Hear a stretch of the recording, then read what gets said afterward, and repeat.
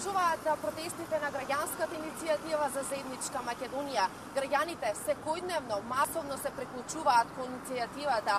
Сите се со исти барања, целосно отфрлање на тиранската платформа и бараат влада која што ќе работи според програмата која што е создадена овде и за програмата за која тие гласале за време на изборите. На оваа тема во информативниот преглед зборуваме со еден од подржувачите на граѓанската иницијатива за заедничка Македонија. Со мене овде е Антонио Димитриевски. Ви благодарам што прифативте да бидете дел од информативниот преглед на телевизија Нова. 39 ден поред граѓаните секојдневно масовно се приклучуваат кон граѓанската иницијатива. Кој е вашиот став за целава ситуација? Најпред поздрав до гледачите на телевизија Нова. Сакам да кажам дека одршката што ја дадов и во оваа прилика она што ќе го зборуваме, не го зборуваме од аспект на професијата, од аспект на новинар, ниту пак од аспект на некаква политичка припадност на ова или она политичка партија или странка. Едноставно зборувам во името, во свое лично име како граѓанин на оваа наша земја Република Македонија.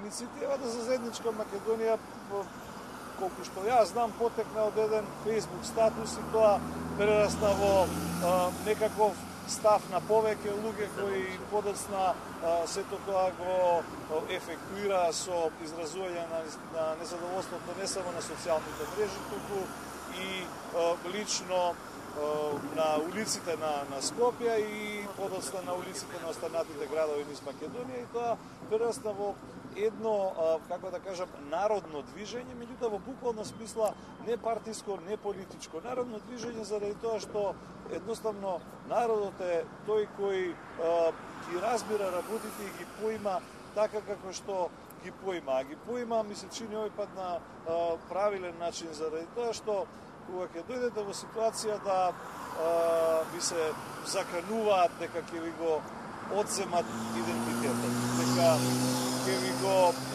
избришат името кое со векови сте се нарекувале, дека ќе ви ја сменат химната под која сте ги бележели најголемите спортски резултати, на која мирно и гордо стоиме во најсвечените денови во животот, па и во најтажните моменти, ако сакате.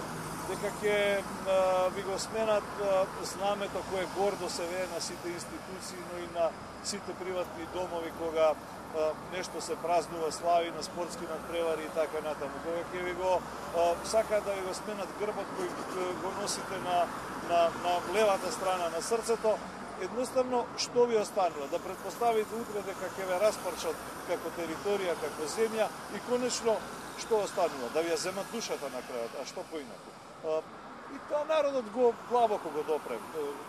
Луѓето кои се таму се од разни слоеви, гледам дека таму има од врвни интелектуалци па се до обични луѓе, обични работници кои се граѓани на оваа земја, кои сите нас исто не допира. Велам, професијата е само професија, можеш да бидеш ова или она, но сите живееме на ова парче земја.